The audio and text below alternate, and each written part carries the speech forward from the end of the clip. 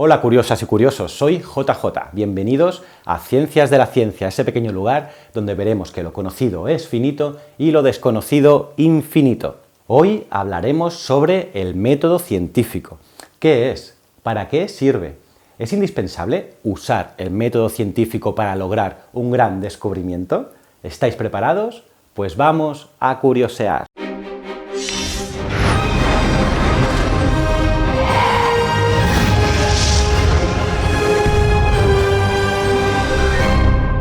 ¿Qué es el método científico? Pues sí, curiosos, habéis acertado. Está claro que el método científico es el método que utilizan los científicos para hacer descubrimientos científicos. ¡Bien! Pero, ¿os ha parecido útil esta definición? Imagino que no, ¿verdad? El concepto de método proviene del griego métodos, que significa camino, y se refiere al medio que se utiliza para llegar a una cierta meta. Científico, por su parte, es el adjetivo que menciona lo vinculado a la ciencia. Pero, ¿qué es la ciencia? Pues la ciencia es un conjunto de técnicas y procedimientos que se emplea para producir conocimiento. Por lo tanto, el método científico es la serie de etapas que hay que recorrer para obtener un conocimiento válido desde el punto de vista científico, utilizando para esto instrumentos que resulten fiables. ¿Y para qué sirve el método científico? Pues sirve para minimizar la influencia subjetiva del científico en su trabajo. La versión ideal, que no significa que se use siempre, sería la siguiente. Lo podríamos dividir en 6 etapas. La primera de las etapas sería detectar la existencia de un problema. Por ejemplo, el por qué los objetos se mueven como lo hacen, acelerando en ciertas condiciones y decelerando en otras. Esto sería la primera etapa. La segunda etapa consistiría en separar y desechar los aspectos no esenciales del problema. El olor de un objeto, por ejemplo, no juega ningún papel en su movimiento, ¿verdad? La tercera etapa consistiría en reunir todos los datos posibles que incidan en el problema. Antes, en la época antigua, simplemente se observaba la naturaleza.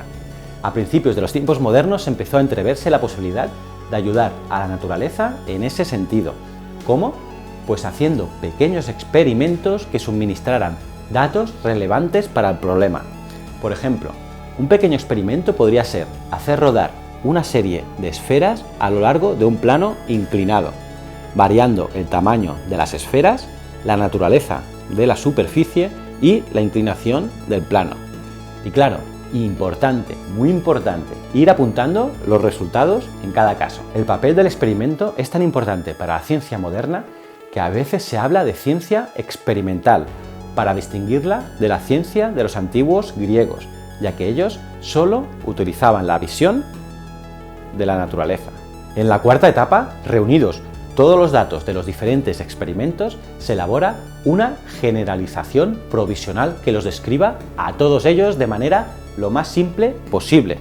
Puede ser un enunciado breve o una relación matemática. ¿Y qué es esto? Pues esto es una hipótesis. Bien curiosos, ya tenemos una hipótesis a un problema. En la quinta etapa, parezco Indurain, en la quinta etapa tenemos que comprobar si la hipótesis es válida. Eso se prueba haciendo otro tipo de experimentos que no se habían ocurrido hasta entonces. Probar, probar y probar para mirar si la hipótesis es válida. Y ahora la última etapa del método científico. En la etapa 6, si los experimentos funcionan tal como se esperaba, la hipótesis sale reforzada y puede adquirir el estatus de, atención, una teoría o incluso de una ley natural. Qué increíble debe ser para cualquier ser humano conseguir una ley natural. Solo de pensarlo se me ponen los pelos de punta. Ah, pero importante, muy importante, ninguna teoría ni ley natural tiene carácter definitivo. No significa que debe de ser para siempre. El proceso se repite una y otra vez. Continuamente se hacen y obtienen nuevos datos, nuevas observaciones y también nuevos experimentos. Las viejas leyes naturales se ven constantemente superadas por otras más generales que explican todo cuando explicaban las antiguas. Todo esto, como digo, es una versión ideal del método científico.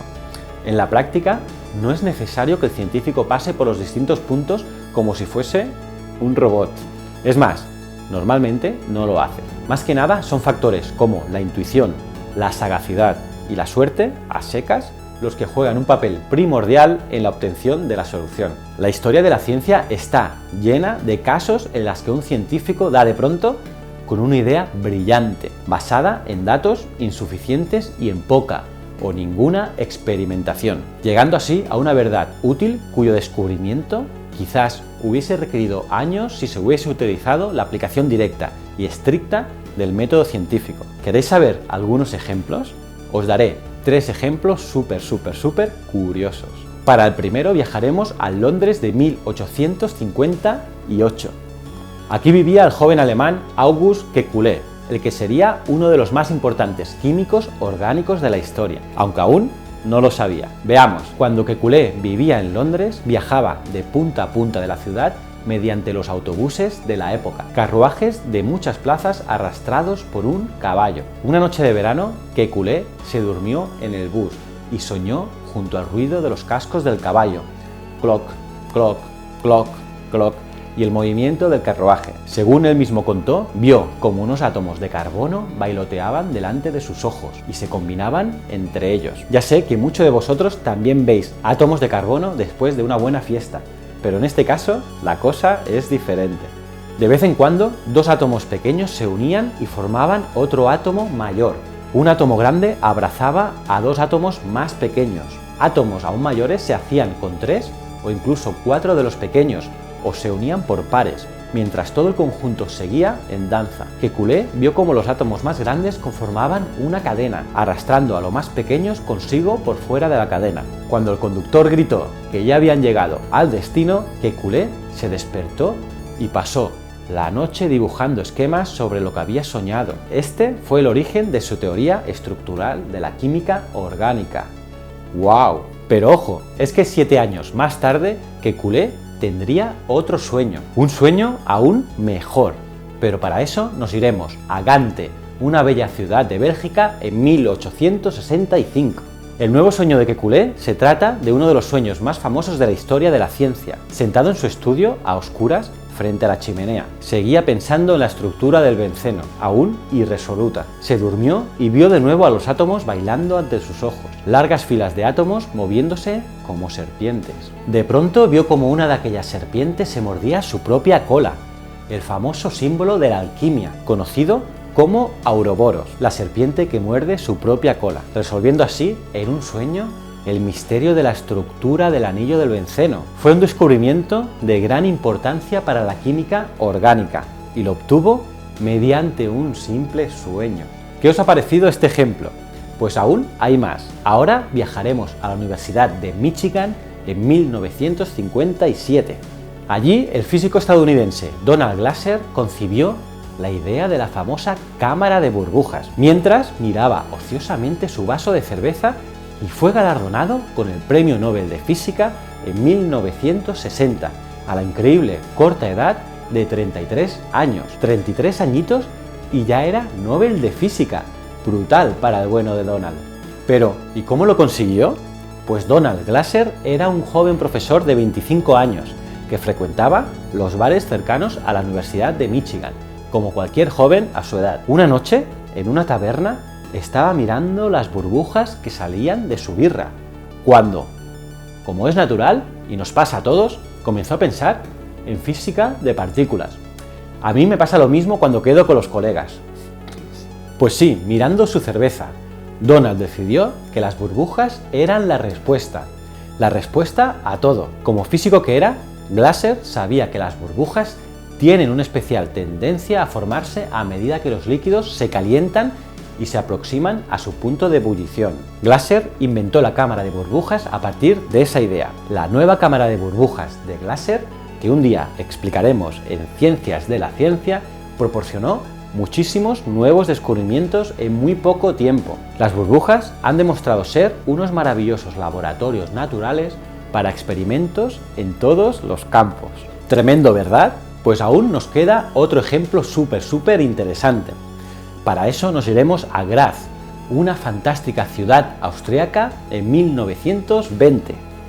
Allí el fisiólogo alemán Otto Loewi dormía muy mal, tenía tendencias al insomnio y a tener sueños agitados. Llevaba tiempo trabajando en intentar demostrar que la transmisión química y no la eléctrica Era la responsable de la contracción de los músculos. Loewi estaba convencido en que estaba en lo cierto, que la transmisión neuromuscular era química, y sin embargo no conseguía demostrarlo. Los experimentos no eran limpios, o no eran finos, o eran demasiados complicados y nada concluyentes. La noche del Sábado Santo de 1920, Loewi dormía en su casa y en medio de la noche se despertó, sobresaltado. En su sueño había visto la respuesta, el experimento crucial que podría demostrar que tenía razón, los pasos a seguir, los materiales necesarios, el diseño del experimento estaban claros en su pensamiento. Era el experimento de su vida. Loewi se incorporó en la cama, cogió un trozo de papel y escribió lo que tenía que hacer, el esquema del ensayo que pondría en marcha a la mañana siguiente en el laboratorio y que respondería de una vez por todas a esa pregunta y zanjaría el debate. Loewi, feliz, sonriente, se volvió a dormir.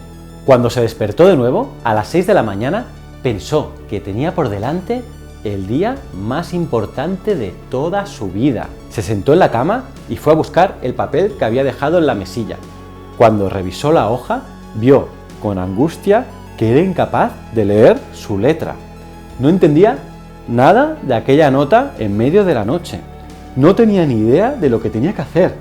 Intentó descifrar aquellos garabatos sin éxito y pasó todo el día más largo de su vida, según contó él años más tarde, dándole vueltas a qué podía ser, qué es lo que había soñado o pensado en medio de sus sueños, intentando buscar una respuesta. Loewi terminó el día sin poder acordarse y exhausto se fue a la cama.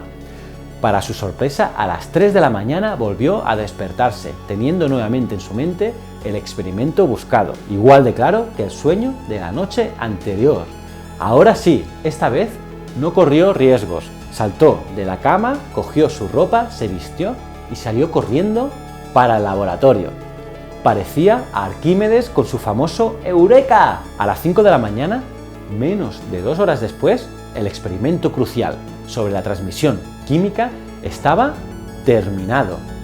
Uno de los grandes debates sobre el funcionamiento del cerebro estaba zanjado. La respuesta era contundente y Otto Loewi ganaría el premio Nobel 16 años más tarde por estos resultados. ¿Qué os ha parecido los 3 descubrimientos sin método científico? Curiosos, ¿verdad? ¿Quiere decir esto que a fin de cuentas todo es cuestión de suerte y no de cabeza, esfuerzo o experimentar? No, por supuesto que no. Esta clase de suerte solo se da en los mejores cerebros, solo en aquellos cuya intuición es la recompensa de una larga experiencia, una comprensión profunda y un pensamiento disciplinado. Así que, no con solo dormir mucho o beber cerveza tendrás una gran idea. Necesitarás mucho conocimiento y esfuerzo para lograr cualquier cosa importante. Si es la primera vez que apareces por Ciencias de la Ciencia y te ha gustado el contenido, por favor, suscríbete al canal. Y si te ha gustado este vídeo en concreto, dale a me gusta y comparte el vídeo en tus redes sociales. Esto me ayuda muchísimo. Y espero tus comentarios sobre el método científico y dudas y sugerencias sobre este canal, tu canal. Y recuerda, el conocimiento es un requisito esencial para la supervivencia. Muchísimas gracias.